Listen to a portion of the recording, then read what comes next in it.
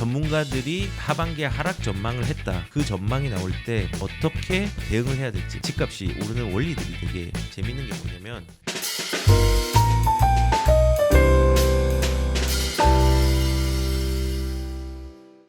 전문가들이 이제 하반기에 하락 전망을 했다라고 이제 얘기를 하죠. 근데 그게 과연 맞을지, 아니면은 그 전망이 나올 때 우리는 어떻게 대응을 해야 될지 말씀을 드릴게요. 전망은요, 현재의 상황을 반영하는 것이지 미래의 예측을 확정하는 게 아닙니다. 그리고 이거를 볼 때 조금 우리가 알아야 될 게요. 어떤 분이 댓글에 오늘 하반기가 가면 서울 집값 폭락이다 라고 얘기를 하더라고요. 과연 폭락일까? 폭락하는 시기는 있지만은 영원한 폭락도 없고 영원한 상승도 없습니다. 작은 하락과 큰 상승이 결합해서 우상향하는 거거든요. 시기는 계속 변동성이 있는 거예요. 그 변동성이 있기 때문에 돈을 버는 사람이 있고, 그 변동성을 이용하기 때문에 돈을 버는 겁니다, 사실은. 근데 하반기가 되면 서울 집값 폭락한다. 폭락해도 폭락으로만 있진 않아요. 근데 이 얘기를 한 이유가 아마도 KB금융에서 부동산 전문가가 올해 집값 하락 예상, 하반기는 하락이 될 가능성이 있다. 그리고 이게 출처가 KB금융에서 KB부동산 보고서를 통해 가지고 설문조사를 통해서 나온 겁니다. 그래서 PB 증권사들이죠. 62%가 하락, 공인 중에서 79%가 하락 예상, 경기의 불확실성에 매수 심리가 위축 변수라고 얘기했는데, 개인적으로 이게 3월 달에 나왔거든요. 그런데 이 사람들이 올해 집값 하락 예상이라고 한 이유가 뭔지 아십니까? 제가 아까 초두에 뭐라고 말했죠? 전망은 현재의 상황을 반영하는 것이지 미래를 정확하게 예측해가지고 확정하는 게 아니라고 얘기를 했습니다. 왜 올해 하락 예상을 했냐? 이 KB보고서가 3월 달에 나왔지만 이 조사 기간이 언제일까요? 1월 10일부터 1월 24일입니다. 요때가 어떤 시기일까요? 1월 달은 거래량들이 작았습니다. 여기 보시면은 1월 달은 3,300건이죠. 작년 8월부터 거래량이 감소하더니 9월에 급감을 했습니다.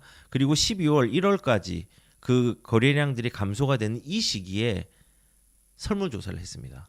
전문가들 138명, KB협력 공인중개사 517명, PB 78명 해가지고 설문조사 기간이 1월 10일부터 1월 24일이에요. 그 시기가 언제냐면은 거래량이 없는 시기, 요 시기 없는 시기였어요. 그래서 그 당시에 현장의 상황들을 반영을 한 겁니다. 그 반영한 결과물이 이런 신문으로 나온 겁니다. 근데 2월 초부터죠. 급변하기 시작했죠. 만약에 이 설문지를 2월 달에 조사를 했으면요, 이런 예상이 안 나왔을 거예요. 그래서 저는 시장이 안 좋은 시장을 반영한 결과물이라고 생각해요.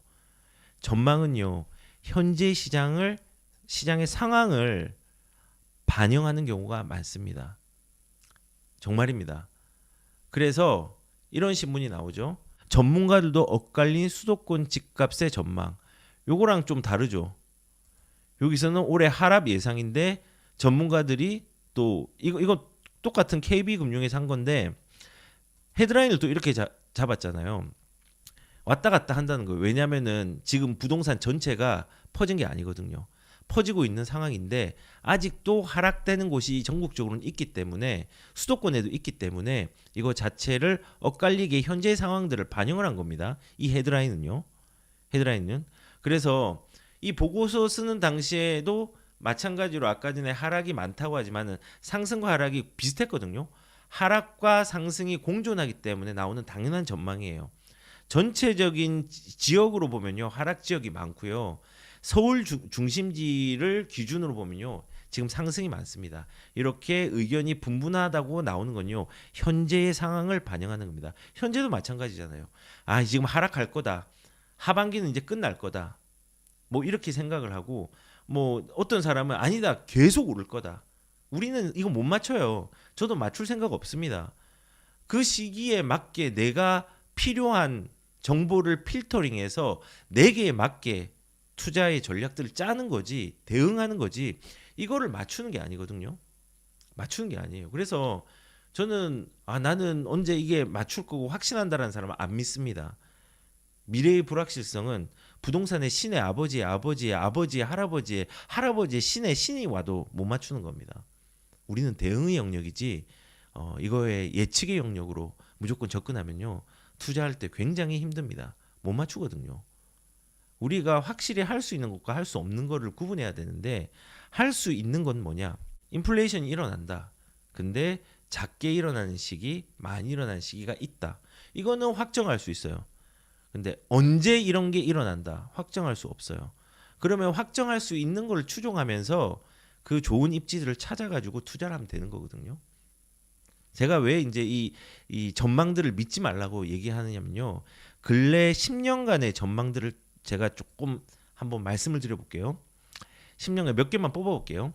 자, 2022년이에요. 7인의 전문가 한 목소리로 올해도 수도가 집값은 상승세. 이게 1월 1일, 2022년 1월 1일입니다. 2022년도에는 한 목소리로 집값이 오를 거예요 라고 얘기를 했어요. 왠지 아십니까? 2021년도의 상황들을 반영했기 때문에 현재의 상황을 반영한 거지 미래를 예측 못해요. 2022년도 어땠습니까? 집값이 엄청 떨어진 시기였습니다. 완전 바닥을 기었던 시기죠. 근데 이때는 한 목소리래요. 모든 사람들이 올해도 집값이 올라요 라고 얘기하는 예측을 한 겁니다. 2022년도의 부동산 전망. 근데 우리는 결과를 알잖아요. 못 맞췄습니다. 자, 그러면 이제 2021년도 가볼게요. 전세가 상승률, 매매가 2배가 될 수도, 내 집 마련은 상반기라고 이제 얘기를 하는 거예요. 이때는 왜 이렇게 그 상승이 되고 매매가가 2배가 될 수 있다고 예측한 줄 아십니까? 이때도 현재를 반영한 거예요. 왜 현재가 반영이 되었을까요? 2020년도에는 이것도 1월 1일 2021년도도 연초죠. 2020년도에 무슨 일이 있었냐? 전세가 상승률 상승했거든요. 왜 상승했냐? 2020년 계약갱신 청구권 7월 달에 그거 임대차 입법 상황 때문에 전세가 급등했거든요. 전세가 상승할 거다. 현재를 반영한 거예요. 매매가는 2배가 될 수 있다라고 얘기하는 거는 왜냐하면 2020년도가 급등장이었거든요. 우리가 알기로는 2021년도가 급등장으로 알고 있지만요. 2020년도도 만만치 않게 많이 올라갔던 시기입니다.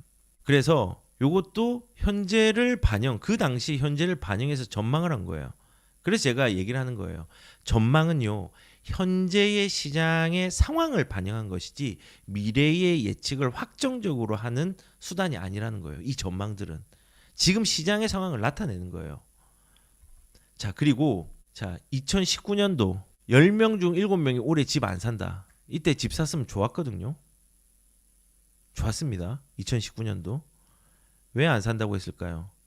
2018년도 9.13 대책이 나온 이후에 집값이 하락했습니다. 크게 하락했습니다. 그리고 2019년도 중반까지 하락했습니다. 7월 정도 되니까 가시화됐어요. 올라가는 게. 근데 이거는 1월 3일이죠. 연초에 또 예측한 거죠. 10명 중 7명이 집 안 산다. 이때 집 샀으면 얼마나 좋았을까요? 그렇지 않나요? 예측이 안 되는 겁니다. 근데 우리가 확정할 수 있는 건 뭐라 했죠? 인플레이션은 작은 인플레이션, 큰 인플레이션이 있는데 그리고 오르지 않은 시기, 그게 결합하는 거, 작은 하락과 큰 상승이 결합해서 우상향한다는 거, 그건 추정할 수 있는 거잖아요. 근데 이거는 못 맞추는 거예요. 그러니까 사람들이 이 시장에 안 좋은 현재 상황에 반영된 설문조사를 보면 알 수 있듯이 집을 안 산다고 하죠. 이게 이제 헤드라인 나왔죠. 이 헤드라인이 뭘 얘기하느냐? 지금 시장이 안 좋다. 그리고 미래를 예측한 게 아니라 지금 시장의 상황을 얘기한 거다라고 이제 저는 보거든요.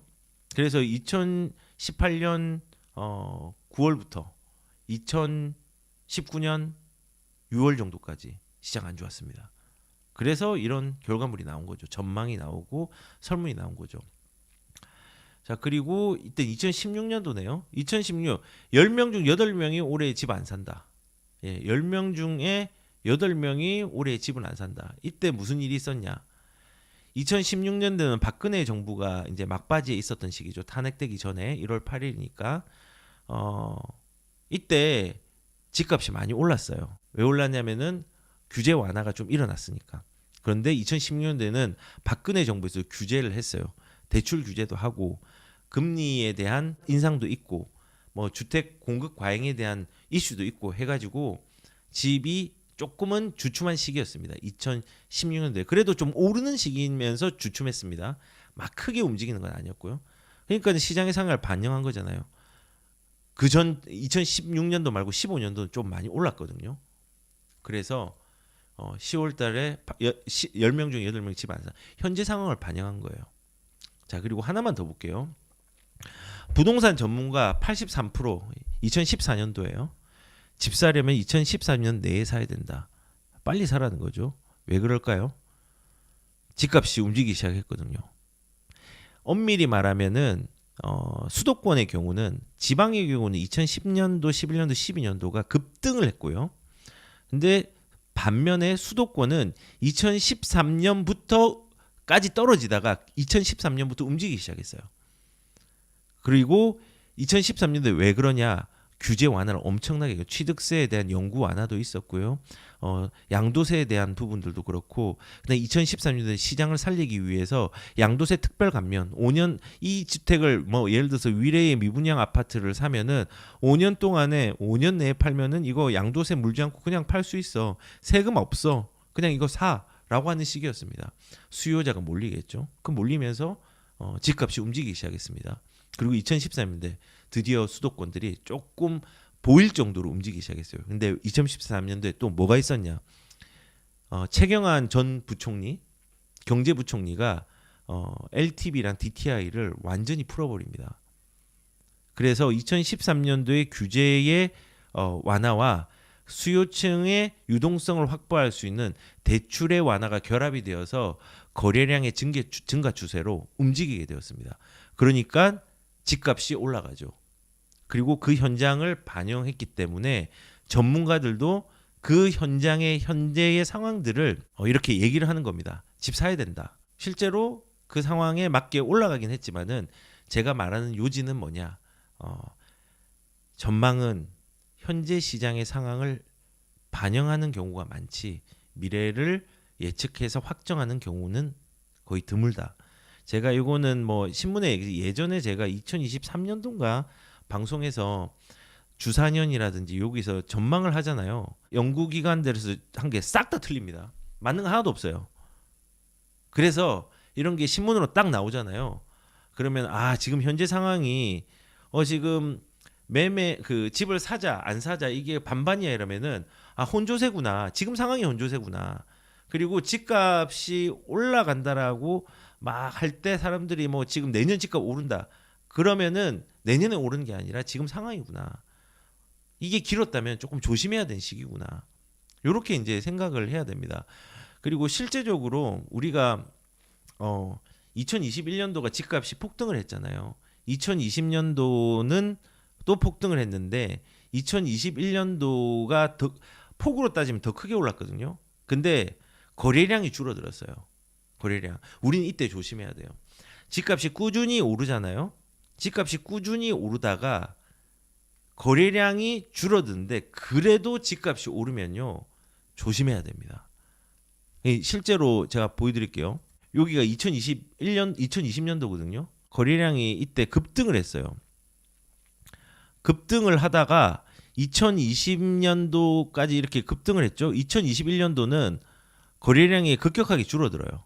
초반부터 많지 않았는데 가격이 많이 올랐단 말이에요. 이럴 땐 진짜 조심해야 됩니다. 내려갈 가능성들이 크거든요. 그래서 뭐 우리는 이런 전망들을 볼 때 그냥 이 전망에 나오는 신문과 언론에 나오는 것들을 고지고대로 미래가 확정되었다 믿지 마시고 제가 실례로 하나만 예를 들었지만은 뭐 이 거래량이 많이 없는데 가격들이 급등을 하고 있다. 진짜 조심해야 되고요. 거래량이 생기는데 가격이 빠지고 있다. 좋은 타이밍이에요. 왜냐하면은 집값이 오르는 원리들이 되게 재밌는 게 뭐냐면 거래량이 늘잖아요. 그 늘어나는 시점에 바로 집값이 안 오릅니다. 금매가 소진되는 시기거든요. 그 금매가 소진이 딱 되고 난 다음에 호가가 올라가잖아요. 근데 이미 추진력을 달았어요. 거래량이. 그러면은 그 올라가는 가격들의 호가들이 실거래가로 바뀝니다. 그러면서 가격이 이렇게 올라가거든요.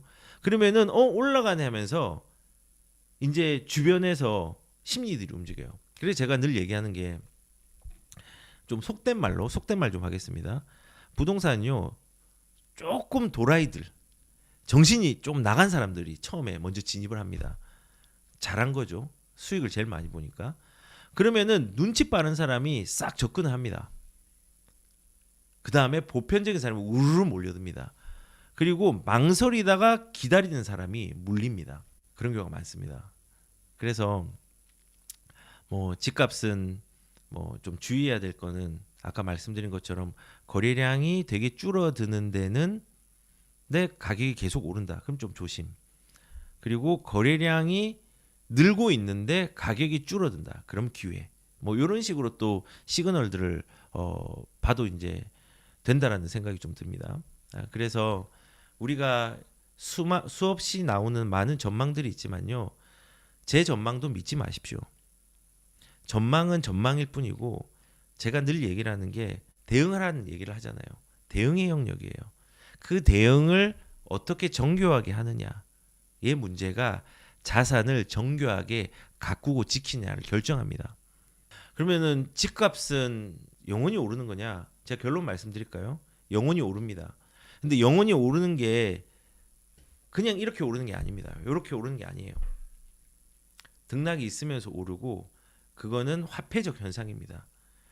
1차적인 숫자들은 올라가는 게 그 가치가 점점 좋아지는 게 아니라 우리가 돈의 양들이 세상에 계속 뿌려지면서 우리가 지불해야 되는 돈들이 많아지는 거예요. 화폐 가치가 떨어지는 거예요. 그러면 이게 언제부터 있었냐? 조선시대 있었고 그리고 조선시대로 가기 전에 우리가 요걸 한번 보여드릴게요.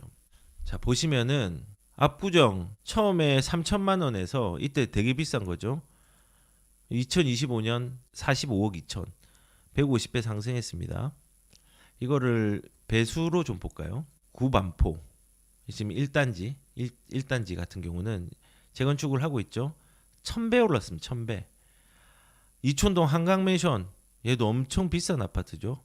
30평 기준이에요. 전부 다 400만 원 했어요. 옛날에. 그리고 거꾸로 이제 조금 90년도에 지어진 거는 이런 거는 지금 93년도 4년도 요때 지어진 아파트들은 제가 이제 처음부터 안 하고 99년도부터 했죠. 그러니까 조금 더 올랐을 건데 그래도 올랐습니다. 그리고 오래됐을수록 인플레이션 반응을 많이 했죠. 입지도 좋아서 이제 그런 것도 있지만은 그리고 여의도 광장 이것도 4천만 원 했네요. 63% 엄청 올랐어요. 그리고 중간에 제가 이게 항상 상승만 한다고 안 했잖아요. 여기 보시면은 이런 데 보시면은 뭐 9억 4천 2008년도에 9억 4천 했다가 2013년도에 되니까 가격이 떨어진 것도 있어요. 그렇죠? 떨어진 것죠. 이렇게 왔다 갔다 하는데 결국은 통화량의 팽창으로 이런 식으로 배가 되는 거예요. 물론 이렇게 안 되는 데도 있어요. 아니 이거는 이때는 쌌지 않느냐. 이때 비싼 거였어요. 이 70년대 교수 월급이 10만 원이었어요. 10만 원. 월급이 10만 원이었어요. 얼마나 큰 돈이에요, 그러면은. 그래서 지금 이런 식으로 인플레이션이 일어난다는 것들을 좀 정리를 좀 해봤어요. 이렇게 일어납니다. 그리고 상급지일수록 이렇게 인플레이션이 크게 좀 일어나는 거 맞고요. 그리고 좀 하급지일수록 그런 인플레이션 약간의 둔화됨이 있다는 거죠. 이렇게 인플레이션이 일어납니다. 자, 그런데 이제 다시 돌아와서 옛날에는 어땠을까? 조선시대부터 볼게요. 어떤 사람이 종로에 집 사뒀더니 1년 새에 2배 폭등, 부동산 광풍 300년에도 있었다라고 하는데 여기도 보면은 기와집과 초가 한 칸의 평균 중위값이 1800년 초에는 22냥이었어요. 근데 말대는 4.1배 상승 91냥이었죠. 이때도 인플레이션이 일어났습니다. 그리고 초가 이제 기와가 좋은 거고 초가는 좀 안 좋은 거 서민들이 있는 거예요. 수요가 많겠죠. 같은 기간에 13냥이었는데 97냥 7.5배 급등했다라고 이제 얘기를 하고 있는 거예요. 그러니까 가옥 기와와 초가 그러니까 가옥 전체 집이죠. 한마디로 따지면은 아파트랑 이제 빌라가 있는데 가옥을 그렇게 따지면 됩니다. 중위 가격이 뭐 4.1배 상승했는데 초과 같은 경우는 서민들이 이용하는 거잖아요. 그러니까 7.5배나 급등을 한 겁니다. 그리고 재밌는 건요. 이때도 입지가 있었어요. 한성부에 5부마다 격차가 있어서 중부의 집값이 동부, 서부, 남부보다 2배 이상 차이를 보였다. 여기가 이제 경희궁하고 뭐 이제 예를 들어서 양반들이 사는 지역들이 있잖아요. 예, 경복궁하고 그 사이에 있는 지역들, 그런 지역들이 되게 비싼 지역이었어요. 부자 동네였고. 근데 지금 바뀌었죠. 우리는 남부가 몇십 배 비싸죠. 몇 배나 비싸죠. 6배, 7배 비싸죠. 예, 좀 달랐죠. 옛날하고. 그래서 투기가 오늘날처럼 극성이었다라고 얘기를 해요. 그래서 조선시대도 보면요. 집값이 인플레이션이 반영이 되기도 했고 그 다음에 입지가 있었어요. 입지가. 그래서 남부보다 2배 차이를 났다. 똑같죠. 지금이랑 똑같습니다. 오른 것도 똑같고 입지별로 다르다. 이것도 똑같죠. 자, 그러고 자 보시면 집값이 50배 뛰었다고. 옛날이나 지금이나 서울살이는 극악이네. 서울 중심은 똑같았어요. 서울 중심은. 근데 여기가 왜 올랐을까? 뭐 이제 얘기를 좀 들어보면은 여기 1973년부터 802년까지 12차례 매매가 되었다. 어떤 상가가. 근데 1730년대는 은하 60냥이었는데 2년 뒤는 65냥. 근데 갑자기 이듬해에 33년 140냥으로 뛰었대요. 와, 이게 60냥에서 65냥 2냥만 뛰었는데 2년 만에 2배 이상 뛰었어요. 왜 그러냐? 이때도 재건축이 있었습니다. 2배 이상 뛴 이유는 가옥 개조, 리모델링, 재건축, 재개발이죠. 그래서 요거를 기와집과 초가집, 행랑 이 두 칸 등이 구성되어 있던 가옥을 기와집 13칸으로 개조를 한 거예요. 초가집, 기와집 4칸. 기와집이 몇 개 없었는데 이 기와집이 더 좋은 거죠. 초가집하고 합쳐서 요거를 다 합친 다음에 13칸으로 만들었어요. 13칸으로 만드니까 좋은 집이 13칸이 방이 된 거죠. 그래서 요거를 140냥에 김모씨에게 팔았다. 실제로 역사서에 있는 겁니다. 그래서 요렇게 되니까 재건축이 된 거예요. 이때도 똑같이 시장 경제가 있었습니다. 되게 재밌죠. 그리고 인플레이션도 있었어요. 극심한 인플레이션, 폭등 사례가 흔했다고 해요. 효령대군의 후손이 소유했던 종로의 한 기와집은 74년대 은하 300냥이 거래됐어요. 근데 19세기 중반에 와서 말에 이래서 28,000냥, 은하 14,000냥으로 폭등했답니다. 150년 동안 50배가 뛴 거예요. 어마어마했죠. 그리고 흥선대원군의 화폐 정책인 당백전으로 인해서 극심한 인플레이션을 확인할 수 있다고 소중한 자료가 평가된다고 했는데, 이 당백전이 뭐냐면요. 흥선대원군이 경복궁 중건을 목적으로 해서 부족한 국가 재원을 채우기 위해서 화폐를 발행했어요. 지금을 말하면 유동성을 만든 거예요. 유동성을 만들면 어떻게 되죠? 인플레이션이 일어난다. 똑같은 거예요. 똑같은 거. 이때도 있었어요. 우리가 지불해야 되는 돈들이 계속 많아지는 거예요. 이 당백전으로 인해서 지금으로 따지면은 돈을 찍어낸 거죠. 그래서 이 시중에 나돌고 있는 돈들이 많아지기 때문에 인플레이션이 일어난 겁니다. 지금하고 똑같죠. 그러면 조선시대만 있냐? 일제시대도 부동산 투기는 똑같다. 지금과 판박이다.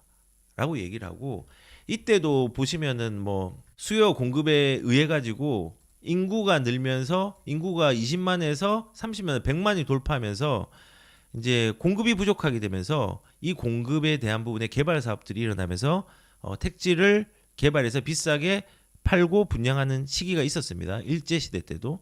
그래서 1910년에 0.5원 하던 게 20년 만에 36원으로 몇 배 올랐습니까? 엄청나게 많이 올랐죠. 한 7배? 6배에서 7배 올라간 겁니다. 많이 오른 겁니다. 이때는 그러면 인구가 늘어서 그렇지 않느냐라고 했는데요. 인구 증가라는 게 맞아요. 그리고 초과 수요가 발생한 것도 맞습니다. 초과 수요가 많아진 거죠. 그렇기 때문에 공급이 부족해서 는 건데, 서울도 똑같아요. 서울은 인구는 줄어들었어요. 근데 수요는 늘었어요. 오고 싶은 사람의 니즈가 많잖아요. 수요가 는 거랑 비슷한 거예요. 이 가격이 반영돼서 그 가격, 비싼 가격에 사람들이 다 사는 거거든요. 그래서 일제 시대에도 폭등과 부동산 투기는 동일했고 인플레이션이 일어난 겁니다. 그래서 제가 말씀을 드리고 싶은 건요. 이런 인플레이션이 우리가 추종해야 되는 부분이에요. 제가 자주 말씀드리는 건데 이게 지금이 비싸다라고 하지만요. 10년 뒤, 20년 뒤에 지금 집값을 보십시오. 분명히 쌀 겁니다. 그래서 우리가 자주 얘기를 드리지만 가격에 빨리 적응하는 것들도 필요하다는 얘기를 좀 드립니다.